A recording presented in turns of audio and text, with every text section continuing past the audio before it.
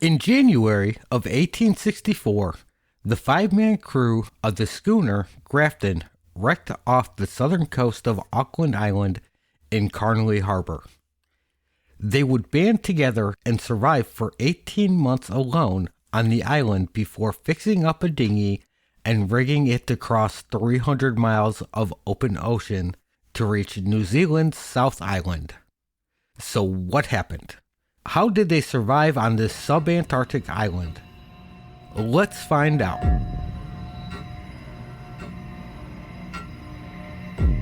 Hello and welcome to History's a Disaster. I'm your host Andrew, and to start, I'd like to mention I double-checked the pronunciation of Auckland Islands and a few other words this episode. I did not want a repeat of the Great Smog episode where I kept referring to the River Thames as the River Thames all episode. But let's forget about that.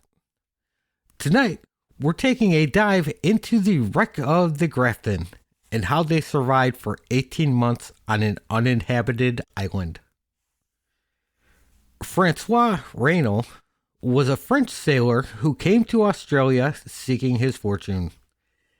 He spent 11 years chasing after gold in Australia when he ran into a series of misfortunes. From contracting cholera and suffering from temporary blindness when his face swelled up, to barely escaping a collapsing mineshaft. He was about to pack it up and head back to France once he recovered, when his friend and business partner, Charles Sarpy, talked him into going to the Campbell Islands to survey and search for a tin mine rumored to be somewhere on the island. Failing this, he could always take advantage of what was supposed to be a large number of seals on the island and make some money bringing back their skins and oil. They hired Thomas Musgrave to captain the ship, with Francois serving as his first mate. They rounded out the crew with two experienced sailors named George Harris and Alec McLaren, and Henry Forge serving as the ship's cook. The Grafton departed Sydney on November 12, 1863. The five-man crew set their sights on Campbell Island, hoping to find this rumored tin mine. Before they could make land, however, Francois fell ill, so Captain Musgrave led the expedition for the mine. After a month of surveying the island, and with a lack of seals to hunt, they gave up and decided to head to Auckland Island, hoping to fill the hold with seal skins and oil. They reached Auckland Island by New Year's Day, excited as they saw the beach filled with sea lions in great numbers. They entered the north arm of Carnley Harbor as they were hit by a massive storm. As they waited out the storm, it grew to hurricane strength. The anchor chain snapped and the Grafton was pushed further inland, smashing upon a rocky beach. The bulk of the Grafton would block out part of the storm and allow a small but relatively calm channel between the boat and shore.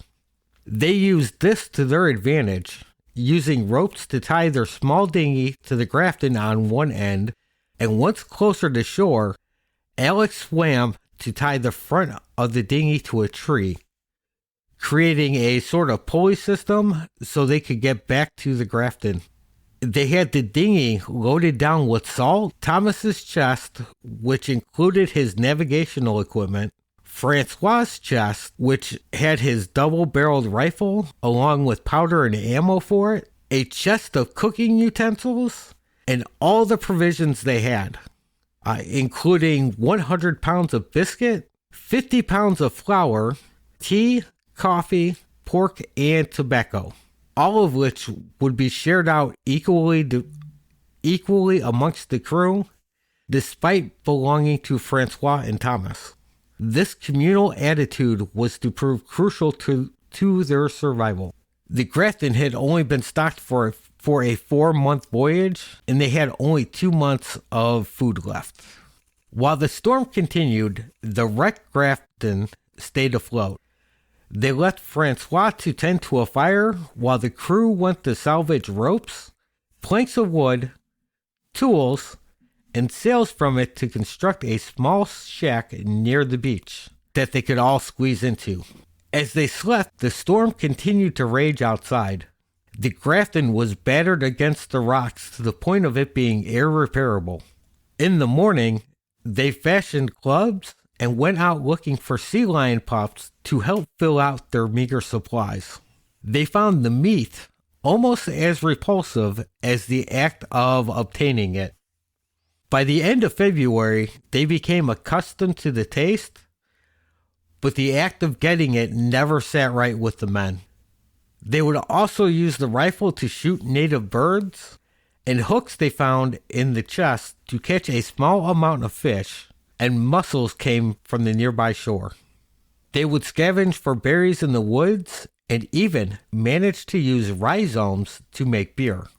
Rhizomes being a subterranean plant that had roots and shafts and stuff, for all you non-botanist types. This beer would actually help the men to fight off scurvy. By March 5th, Francois, who had experience in making huts, led the men in making a rather large hut they named a pigwait, at Thomas's suggestion. The name coming from Native Americans and meaning a home by the waves. They used wood salvaged from the Grafton in the nearby forest. A pigwait was large enough for everyone to have a cot, a fireplace with a stone chimney, and a desk. They even made lamps to keep the inside lit. Their food supply was getting slim, with only a few pounds of flour and mustard left. They quickly devised an impromptu government with rules that were read every Sunday. Captain Musgrave would hold reading lessons with some of the men when they were not out scavenging mussels from the beach or collecting water. They passed time playing cards or chess and dominoes with pieces Francois carved by hand. The cards, however, did not last very long. Francois ended up deciding it would be best to destroy them since Thomas was just a bit of a sore loser when it came to cards. As their clothing wore out, they fashioned new clothes and shoes from sealskins. As winter crept closer, seals became harder to find as they migrated away from the island. When the autumn storms ravaged the island, they buckled down to shelter for the winter, knowing no ships would come near the island. During the winter months, the crew would grow despondent with the lack of rescue and food. As the weather improved, the sea lions returned, but the men still remained despondent when it became obvious no rescue was coming. They became determined to make their escape on their own, by ship. However, their little dinghy was not big enough for the journey, and they had very few tools. They made a forge and used it to make their own tools and nails to build up their ship. Francois made a bellows from wood, metal, and sealskin to help heat the forge, and worked metal from the Grafton into tools like chisels and nails. As winter became closer, they redoubled their efforts. They originally thought to make a ship to replace the wrecked Grafton, but Francois was unable to make an auger after several attempts. So they settled on reinforcing the dinghy they came ashore on. By June, the dinghy was ready, freshly planked and caulked with seal oil and lime. A Norwegian pine from the Grafton fitted as a mast, and a pump retrofitted to use in the boat. Originally only 12 feet long and low-sided, think rowboat from Looney Tunes, and you'll have a good idea of what a dinghy is. It was now a fully decked boat 17 feet long, 6 feet wide, and 3 feet deep. They named her Rescue. As good as their work was, however, it was not stable enough for everyone to safely sail aboard. 2 men would have to stay behind and wait for the others to make it back and mount a rescue operation. George Harris and Henry Forge stayed behind and watched as their crewmates set out. The little boat that could made good time, and they expected to hit New Zealand within 3 days. That first night, however, fucked that plan up. A storm came raging in that lasted for 4 days. The tiny Rescue was battered and knocked about as the men struggled to keep her afloat. The pump worked furiously to keep the water out. Captain Musgrave would refuse to leave the deck and fought the storm to stay afloat and on course. On the morning of the 5th day, land was spotted and the storm abated, and with it the wind.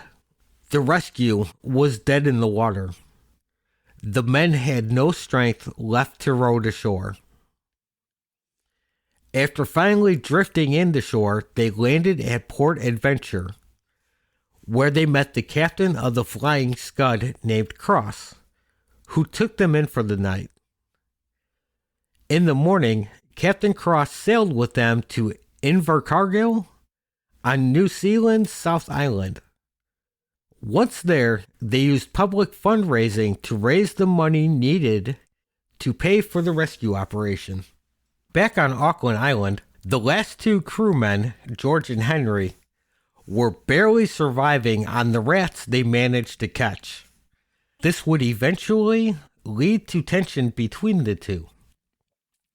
They both agreed to separate to opposite ends of the island until rescue arrived. It would be a few weeks before the ship got there and all the men were returned safely to New Zealand.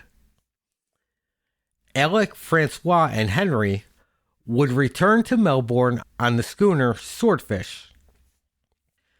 Thomas would leave out on a steamer whose captain he was friends with, and George Harris would remain behind in New Zealand to form the Beatles. Wait, no. That was George Harrison in the 1960s in England. This George Harris stayed behind to look for gold. Thomas had kept a diary while they were on the island. When he eventually ran out of ink, he used seal blood to keep writing. Both him and Francois would write books about their time marooned there. Francois' book became very popular and once translated into English was titled Wrecked on a Reef.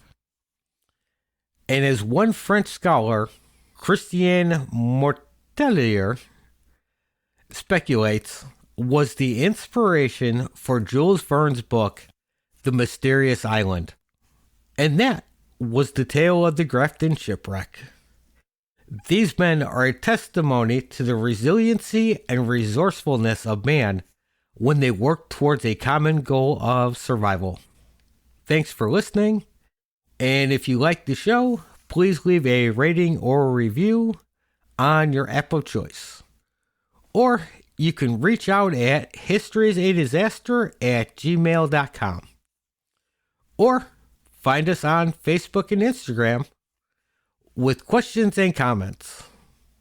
Or even better, share the show.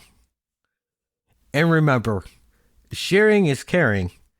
And if there was more caring in the world, maybe history wouldn't be a disaster. Thanks and goodbye.